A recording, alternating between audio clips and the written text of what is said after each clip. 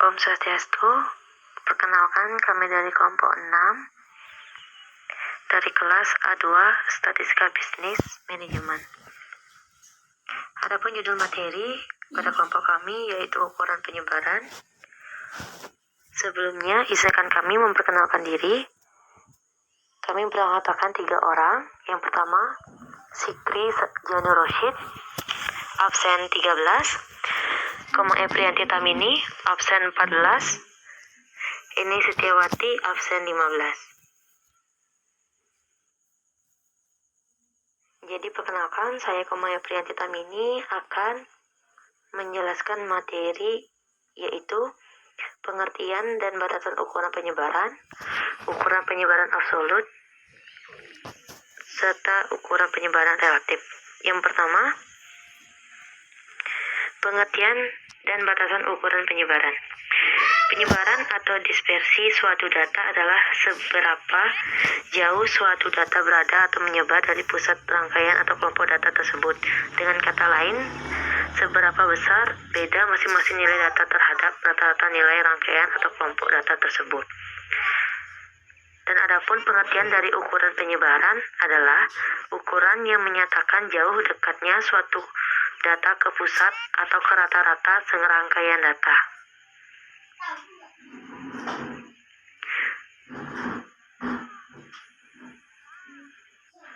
Ada 2 macam ukuran penyebaran, yaitu ukuran penyebaran absolut dan ukuran penyebaran relatif. Adapun bagian dari ukuran penyebaran absolut yaitu rank, deviasi kuartil, deviasi rata-rata, deviasi standar. Dan adapun bagian dari ukuran penyebaran relatif yaitu koefisien rank, koefisien deviasi kuartil, koefisien deviasi rata-rata, dan koefisien variasi. Langsung saja, ukuran penyebaran absolut adalah ukuran penyebaran yang hanya dapat digunakan untuk melihat seberapa jauh nilai suatu data menyebarkan dari nilai pusat atau nilai rata-rata serangkaian atau kumpulan data tersebut, dan bukan untuk membandingkan variasi beberapa rangkaian atau kumpulan data.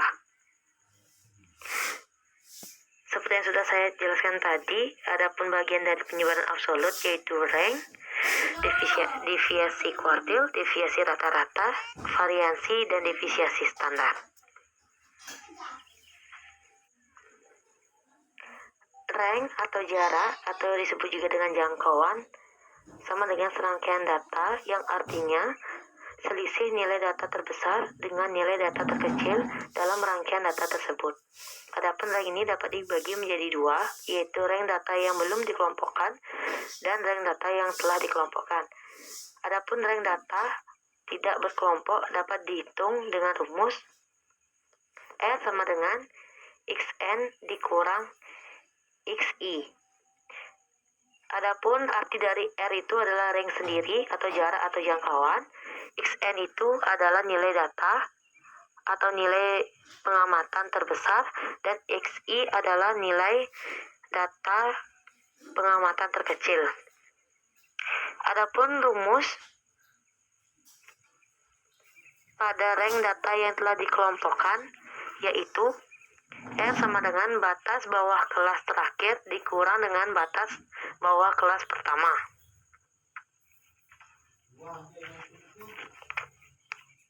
Atau ini sama artinya dengan nilai tengah tertinggi dikurang dengan nilai tengah terendah. Adapun contoh soal dari rank data yang belum dikelompokkan, yaitu besarnya dalam bentuk juta rupiah yang diperoleh oleh seorang pedagang selama 5 bulan terakhir sebagai berikut, yaitu 5,0, 5,1, 6,0, 6,3, dan 7,0. Yang ditanyakan yaitu hitunglah ranknya. Jadi penyelesaiannya itu kita menggunakan rumus rank data yang belum dikelompokkan yaitu R sama dengan XN dikurang XI. Jadi XN-nya itu adalah nilai data tertinggi yaitu 7,0 dikurang dengan XI yaitu nilai data terendah yaitu 5,0. Jadi rank yang didapat yaitu 2,0. Jadi seorang pedagang yang berdagang selama 5 bulan terakhir tersebut mendapatkan rank sebesar 2 juta. Adapun contoh soal yang kedua yaitu dari rank data yang telah dikelompokkan. Seperti yang terlihat pada PPT, yaitu sebuah tabel yang memiliki keterangan tentang omset penjualan dalam jutaan rupiah, banyaknya penjualan dan nilai tengahnya. Jadi pada data tersebut yang ditanyakan yaitu hitunglah jangkauannya.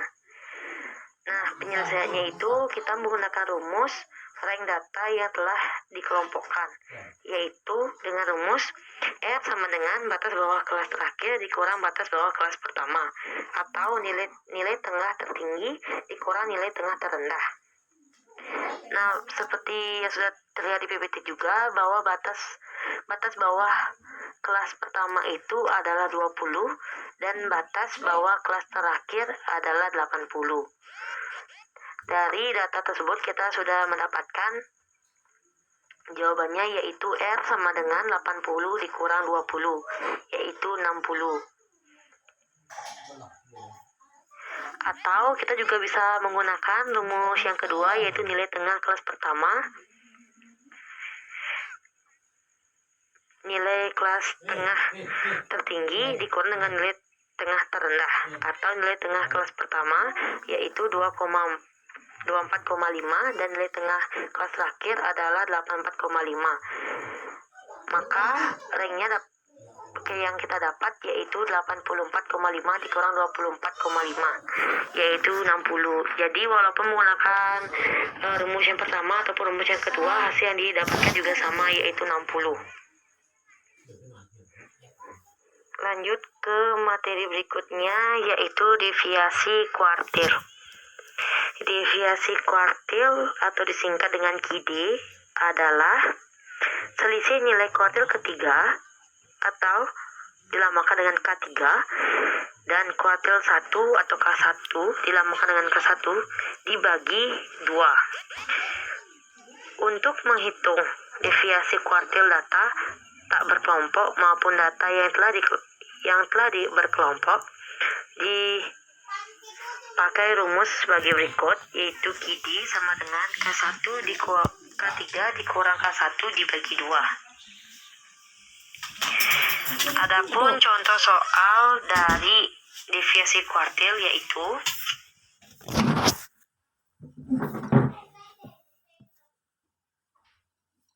soal dari deviasi kuartil yaitu seperti yang terlihat pada PPT. Ini merupakan tabel yang sama dengan contoh soal pada rank data yang telah dikelompokkan. Yang ditanyakan yaitu hitunglah deviasi kuartilnya yang terdapat pada tabel 5.1a. Nah, penyelesaiannya dari hasil perhitungan tabel 5.1a tersebut telah didapat K1 sama dengan 53,73 dan K3-nya yaitu 71,17. Nah, kita menggunakan rumus yang tadi yaitu KID sama dengan K3 dikurang K1 dibagi 2.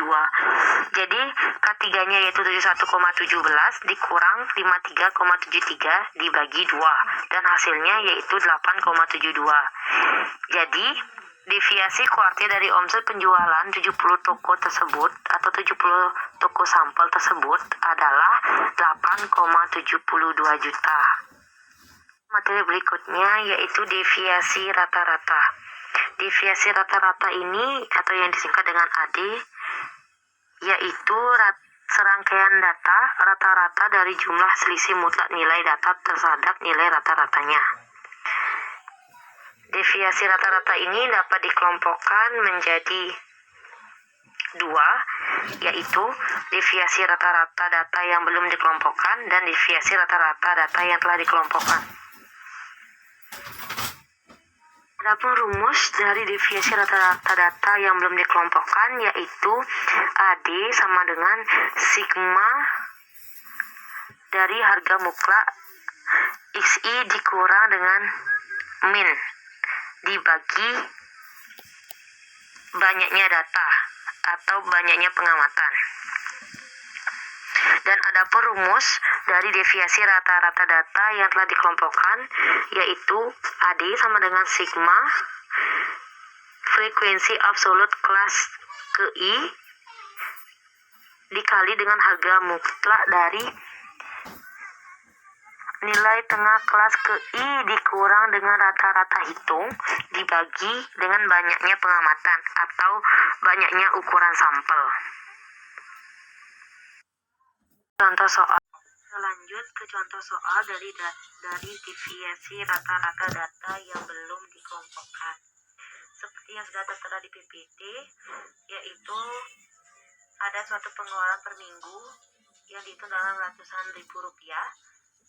Ada 5 orang ibu rumah tangga yang dimisalkan atau yang disampaikan dengan A, B, C, dan E.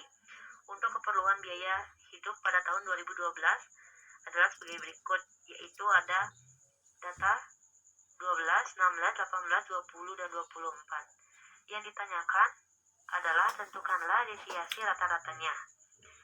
Jadi penyelesaiannya yaitu kita membuat dulu tabel dari data tersebut seperti yang sudah tertera di PPT. Dari tabel 6.1 dapat diketahui bahwa N sama dengan 5, sigma XI sama dengan 90, dan sigma harga mutlak dari XI dikurang rata-rata hitung yaitu sama dengan 16. Terlebih dahulu kita hitung dulu X-nya, yaitu menggunakan rumus pada 4.1, yaitu rumusnya X sama dengan sigma XI dikurang N. Itu nanti mendapatkan hasil yaitu 90 dibagi 5, hasilnya adalah 18.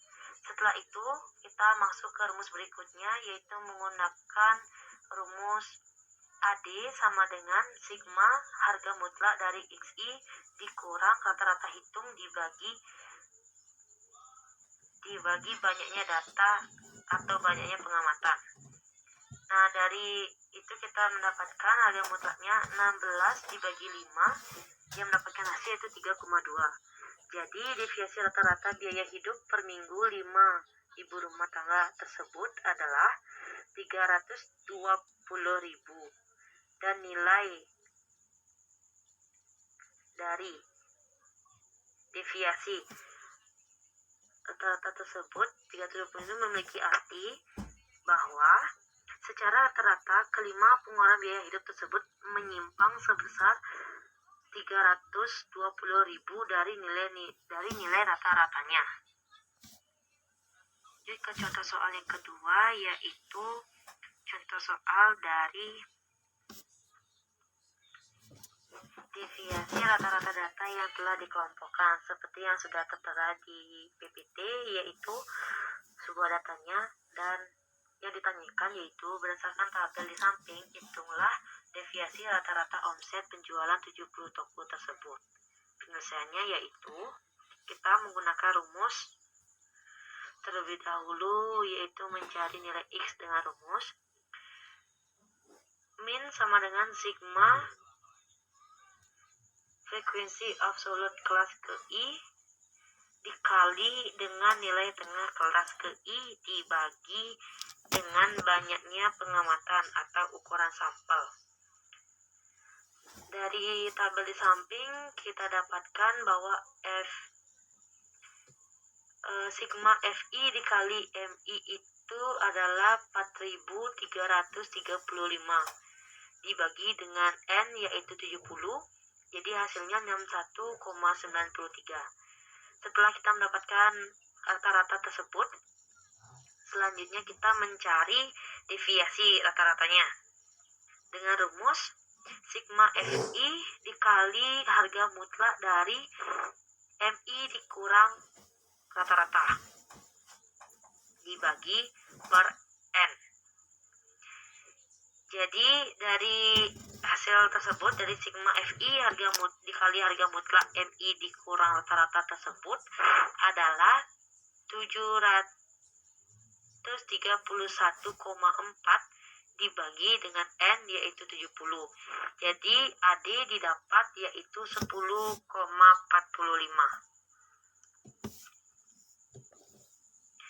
Jadi deviasi rata-rata omset penjualan bagi 70 toko tersebut adalah 10,45 juta. Dan adapun interpretasi nilai AD yaitu nilai AD sama dengan 10,45 juta memiliki arti bahwa secara rata-rata ke-70 omset penjualan toko tersebut menyimpang sebesar 10,45 juta dari nilai rata-ratanya, yaitu sebesar 61,93 juta. Lanjut ke materi berikutnya yaitu variansi dan deviasi standar. Deviasi standar atau simpangan baku adalah akar kuadrat dari variansinya, atau sebaliknya yaitu variansi sekelompok data adalah pangkat 2 dari simpangan bakunya. Yang dimaksudkan dengan variansi atau keragaman itu adalah jumlah dari kuadrat variansi masing-masing data terhadap rata-rata hitungnya dibagi banyaknya data atau pengamatan. Dengan kata lain, variansi adalah rata-rata hitung dari kuadrat deviasi atau selisih antara nilai data terhadap rata-rata hitung kelompok data tersebut, setiap data atau pengamatan.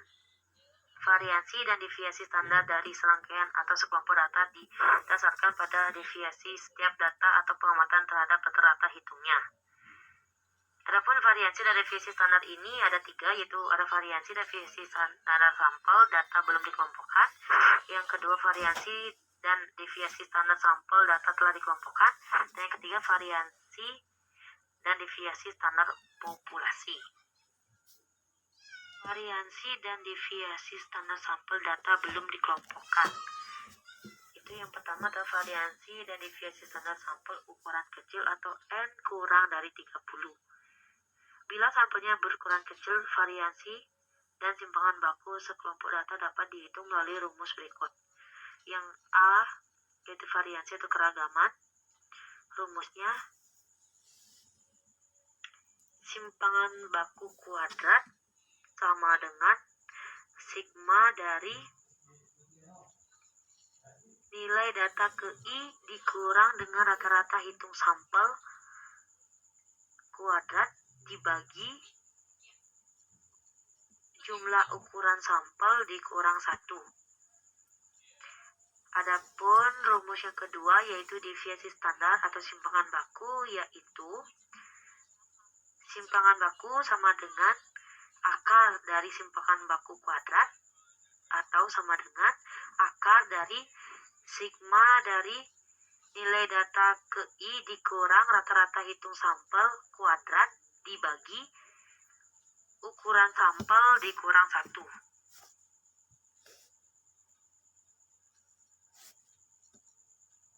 Selanjutnya yaitu variansi dan deviasi standar sampel ukuran besar, yaitu N lebih besar dari 30.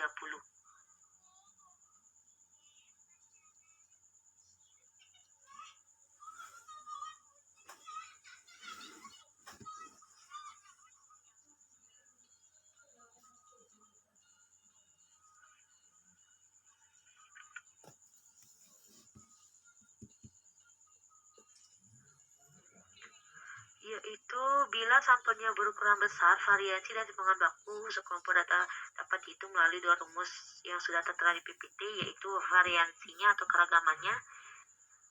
Rumusnya yaitu simpangan baku kuadrat sama dengan sigma dari nilai data ke I dikurang rata-rata hitung sampel kuadrat dibagi dengan ukuran sampel. Dan adapun deviasi standar atau simpangan bakunya, rumusnya yaitu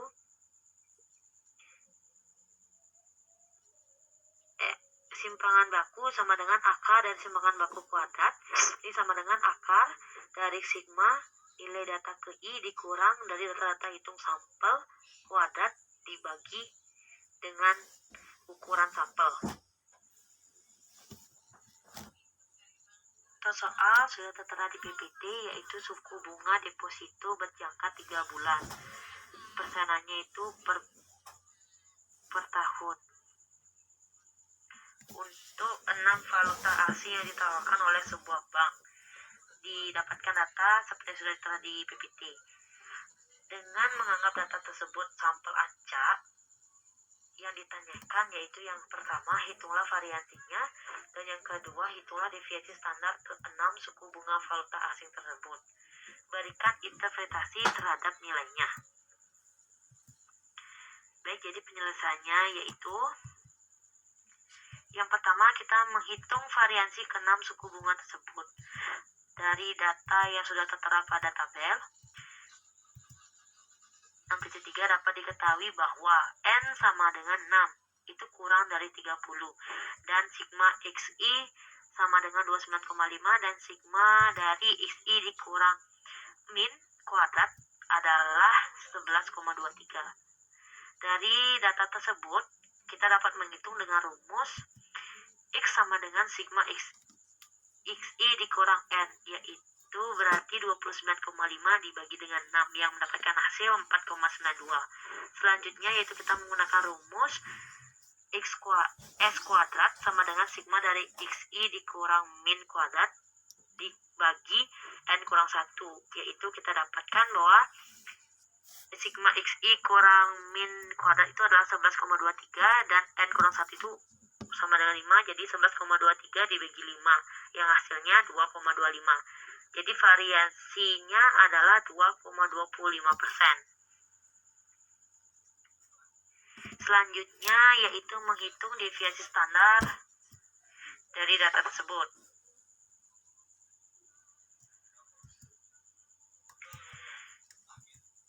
Yaitu menggunakan rumus S sama dengan akar dari sigma XI dikurang min kuadrat dibagi dengan N kurang 1. Atau itu juga sama dengan akar S kuadrat. Itu dihasilkan yaitu akar dari 2,25. Jadi hasil dari akar 2,25 itu adalah 1,50. Jadi simpangan baku ke-6 suku bunga tersebut adalah 1,50% per tahun.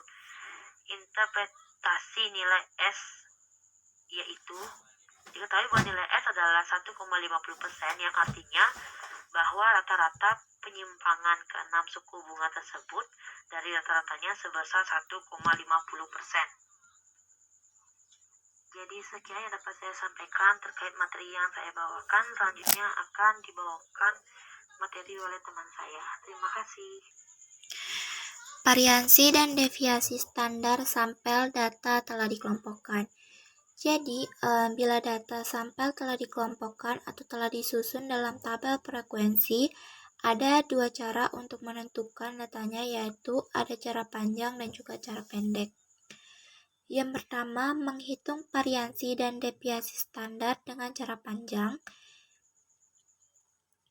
Itu bila ukuran sampelnya itu lebih kecil dari dimana N itu lebih kecil daripada 30, maka ada dua rumus yang digunakan, itu ada variansi atau keragaman dengan rumus S kuadrat sama dengan sigma Fi dari Mi min X kuadrat dibagi N min 1, dan deviasi standar atau simpangan baku dengan rumus simpangan sama dengan akar dari sigma Fi dari Mi min X kuadrat dibagi N min 1. Jadi bila ukuran sampel itu lebih besar atau N-nya itu sama dengan 30, maka variansi atau keragaman itu menggunakan rumus S kuadrat sama dengan sigma Fi dari Mi min X kuadrat dibagi N. Dan deviasi standar atau simpangan baku itu sama dengan simpangan dengan akar dari sigma Fi dari Mi min X kuadrat dibagi N. Dengan keterangan S di sini adalah simpangan baku, MI adalah nilai tengah ke I, FI sama dengan frekuensi kelas ke I, X itu sama dengan rata-rata, dan N sama dengan ukuran sampel. Yang kedua adalah menghitung variansi dan simpangan baku dengan cara pendek. Bila ukuran sampelnya itu kecil, yaitu N itu kurang dari 30.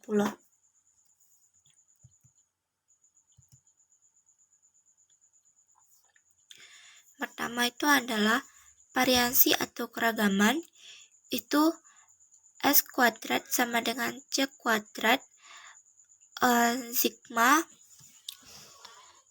dari FI dikali dengan D kuadrat min N min 1 min C kuadrat dari sigma FI dikali DI per N dari N min 1 kuadrat.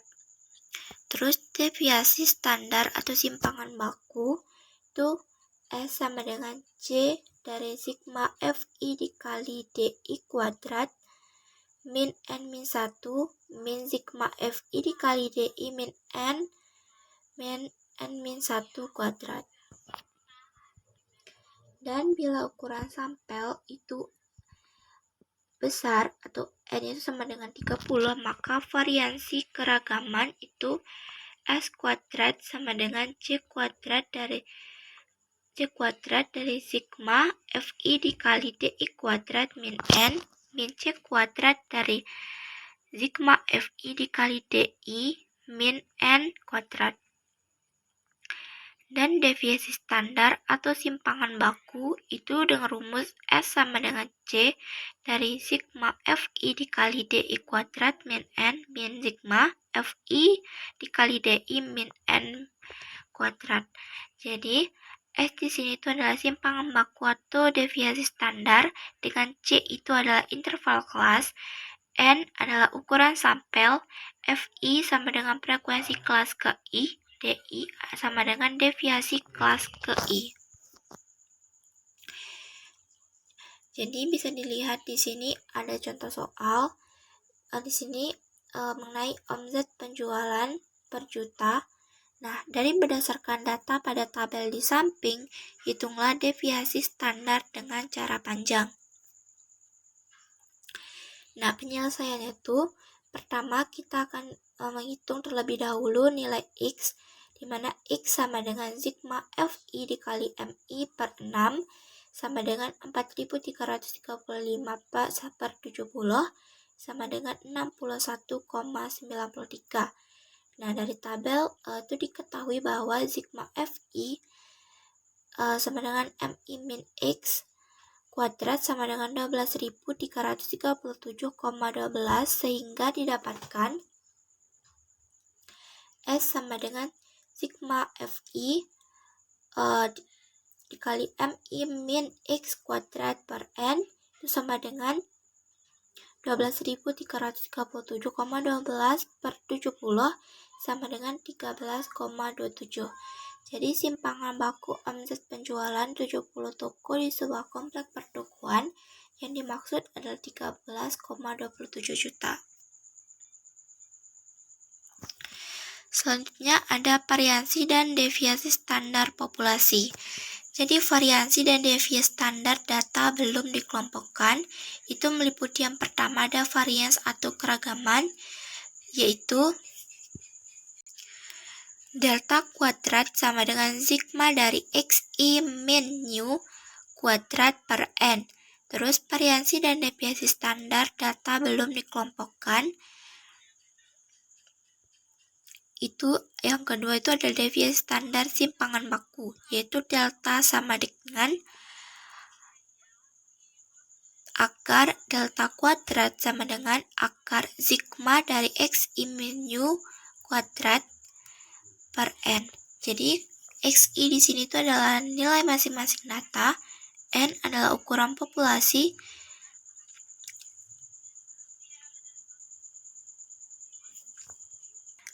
delta sama dengan deviasi standar atau simpangan baku populasi, dan itu sama dengan rata-rata populasi. Variansi dan deviasi standar populasi. Variasi dan deviasi standar data itu telah dikelompokkan, yaitu meliputi varians atau keragaman, yaitu ada delta kuadrat sama dengan C kuadrat dari sigma Fi dikali Di kuadrat min N, min C kuadrat dari sigma Fi dikali Di min N kuadrat. Dan untuk deviasi standar simpangan baku, itu adalah delta sama dengan akar delta kuadrat sama dengan C dari akar sigma Fi dikali Di kuadrat min N min sigma Fi dikali Di min N kuadrat.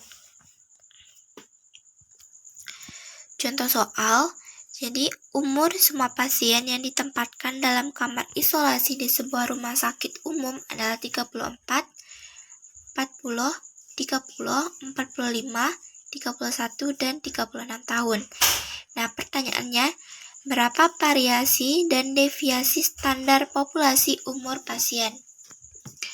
Penyelesaiannya, kita menggunakan dari tabel 6.8 dapat diketahui bahwa N atau ukuran populasi sama dengan 6, sigma Xi sama dengan 216 dan sigma dari Xi min U kuadrat sama dengan 162. Dihitung terlebih dahulu U-nya itu didapat sigma Xi min N sama dengan 216 per N sama dengan 36. Selanjutnya, dihitung variansi delta kuadrat yang didapat delta kuadrat sama dengan sigma dari Xi min U kuadrat per N itu sama dengan 162 per 6 sama dengan 27. Nah, terakhir dapat dihitung simpangan baku dari delta yang didapat dari delta sama dengan akar delta kuadrat sama dengan akar 27 sama dengan 5,20. Jadi variansinya itu adalah 27 tahun dan deviasi standarnya itu adalah 5,20 tahun. Ukuran penyebaran relatif. Jadi ukuran penyebaran relatif adalah ukuran penyebaran yang dapat digunakan untuk membandingkan sebaran dari dua atau lebih kelompok distribusi suatu data yang memiliki satuan yang sama ataupun satuan yang berbeda. Nah, yang termasuk ukuran penyebaran relatif di sini itu adalah koefisien dari Range, koefisien dari deviasi kuartil, koefisien dari deviasi rata-rata, koefisien variasi. Koefisien variasi. Jadi koefisien variasi adalah perbandingan antara simpangan baku sekelompok data atau pengamatan dengan rata-rata hitungan atau mean. Dengan rumus KV sama dengan S per X dikali 100%, di mana KV di sini itu adalah koefisien variasi, S adalah standar deviasi atau simpangan baku sampel, dan X adalah rata-rata hitung sampel. Contoh soal koefisien variasi, jadi pada label susu bayi merek A dan merek B itu tertera beratnya itu 400 gram. Nah, dan hasil pemeriksaan 2 buah sampel berukuran 10, di mana 10 kaleng itu adalah susu bayi merek A dan 10 kalengnya adalah susu bayi merek B. Nah, mengenai berat neto itu diperoleh hasil data sebagai berikut, di mana XA itu sama dengan 400 gram, SA sama dengan 800 gram, XB sama dengan 400 gram, SB sama dengan 125 gram. Pertanyaannya adalah, hitunglah koefisien variasi berat neto susu bayi merek A dan merek B tersebut. Yang kedua, bila kita ingin membeli susu bayi yang berat netonya itu sesuai dengan yang tertera pada labelnya yaitu 400 gram, susu bayi merek manakah yang sebaiknya dibeli? Nah, jadi untuk mendapatkan jawabannya itu, yang pertama, untuk soal pertama, kita harus menghitung koefisien variasi berat neto masing-masing susu bayi per rumus 6.22 yang dapat dihitung masing-masing koefisiennya, yaitu koefisien variasi dari susu bayi merek A itu sama dengan SA min XA dikali 100% sama dengan 80 per 400 dikali 100% sama dengan 20%. Dan KBP sama dengan SB per XB dikali 100%, itu sama dengan 125 per 400 dikali 100%, sama dengan 31%. Jadi koefisien variasi berat nikel susu bayi merek A adalah 20%, dan koefisien variasi susu bayi merek B adalah 31%. Dan untuk soal yang kedua, oleh karena koefisien variasi berat nikel susu bayi merek A itu adalah 20%, di mana itu lebih kecil dari koefisien variasi berat nikel susu bayi merek B, 31%, itu menunjukkan bahwa berat nikel susu bayi merek A itu lebih seragam daripada berat nikel susu bayi merek B. Maka dari itu sebaiknya dibeli susu bayi merek A. Dengan kata lain, perbedaan berat nikel susu bayi merek A ini sama dengan yang lainnya, yaitu lebih kecil dari perbedaan berat nikel susu bayi merek B. Nah, untuk menentukannya itu bisa dengan cara lain, yaitu dalam menentukan pilihan masalah ini. Khusus untuk mean yang sama, maka mean dengan simpangan baku yang lebih kecil itu dapat diandalkan atau dipercaya untuk mewakili kelompoknya. Jadi dalam kasus di atas, pilihan itu akan tetap jatuh pada susu bayi merek A. Ukuran penyebaran relatif lainnya. Jadi ukuran penyebaran atau dispersi relatif berikut ini tidak sepopuler koefisien variasi. Maksudnya itu tidak banyak digunakan dalam analisis statistik. Nah, ukuran penyebaran relatif lainnya itu meliputi koefisien dari Range dengan rumus xn min xi per xn plus xi. Terus ada koefisien deviasi kuartil dengan rumus K3 min K1 per K3 plus K1.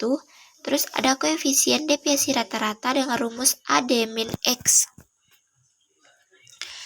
Dalil Chebyshev. Jadi dalil Chebyshev ini adalah dalil yang dikemukakan oleh seorang ahli matematika yang berkebangsaan Rusia yang bernama V.L. Chebyshev.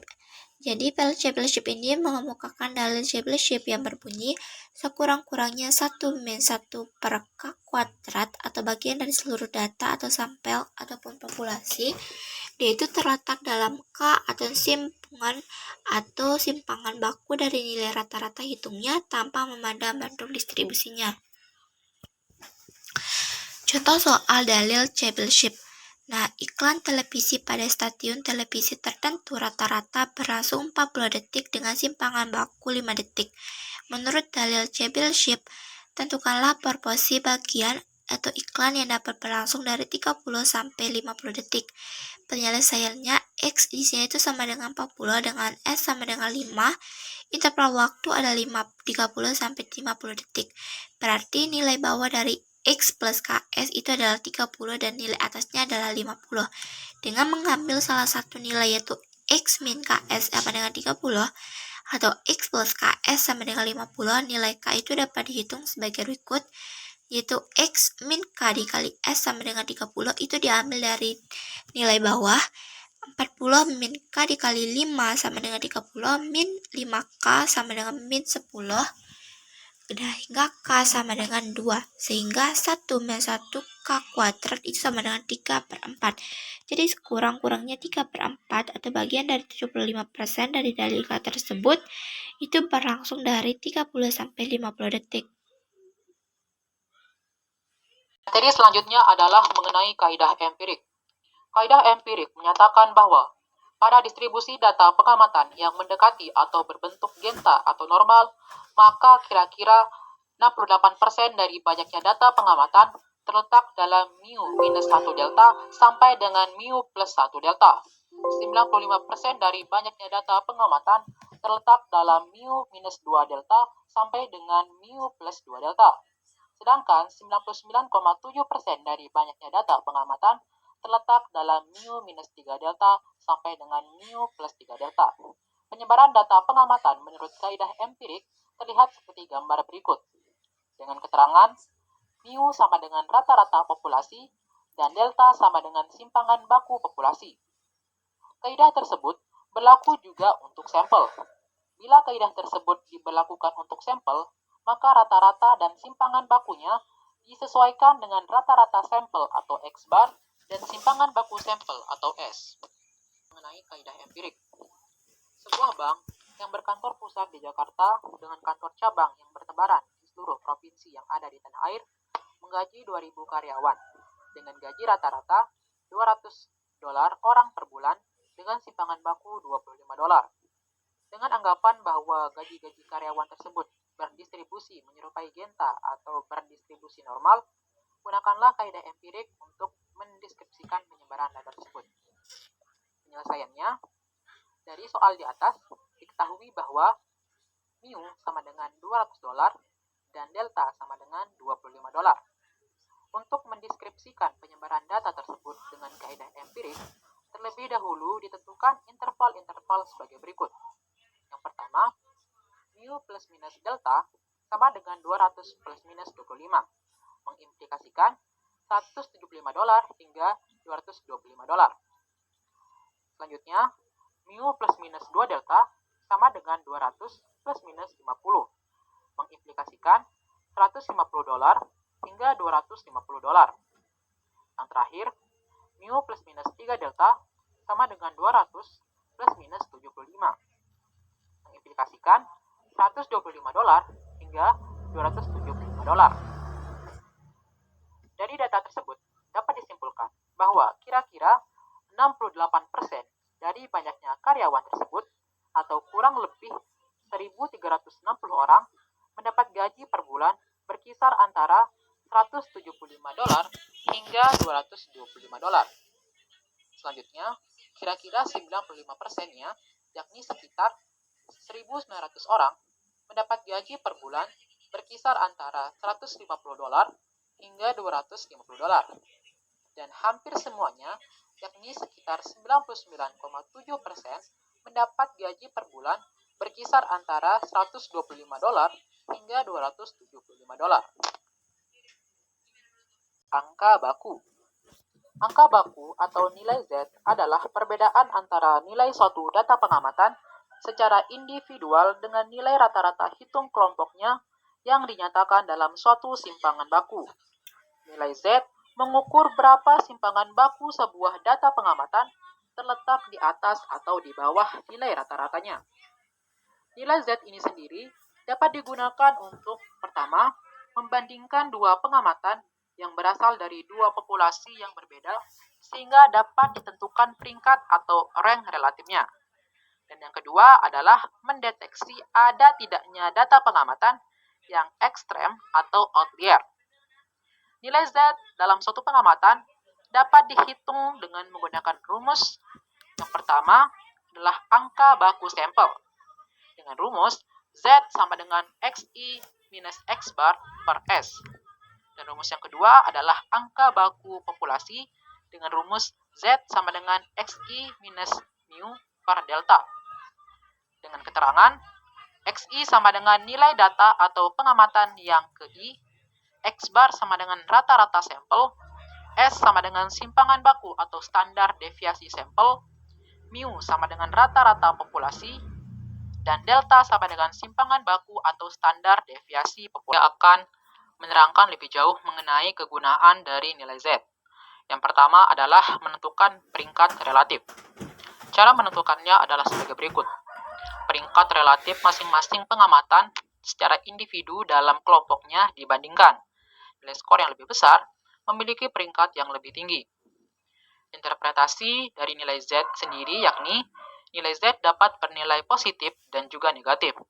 Bila nilai Z sama dengan positif K, berarti letak pengamatan atau data tersebut berada ke simpangan baku di atas rata-ratanya.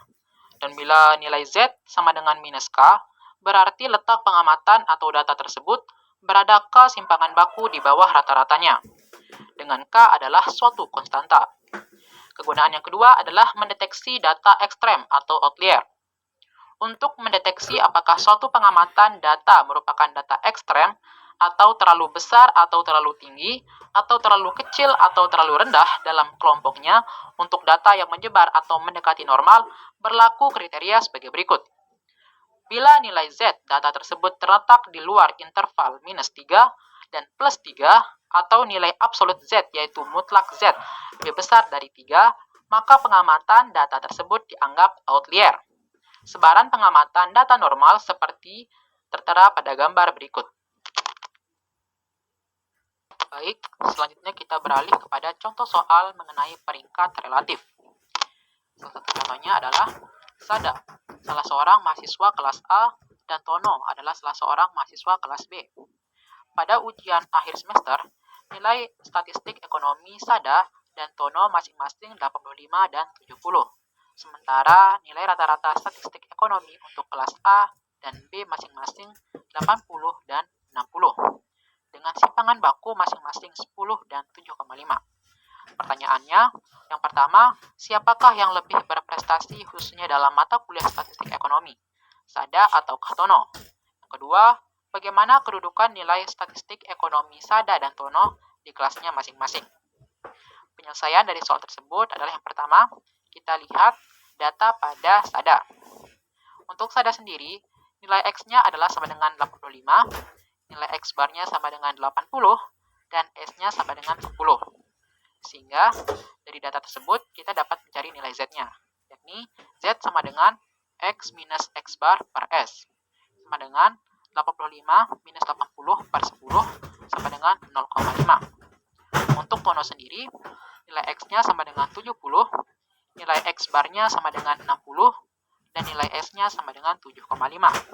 Sehingga dapat dicari nilai Z, yakni Z sama dengan X minus X bar per S, sama dengan 70 minus 60 per 7,5, sama dengan 1,33.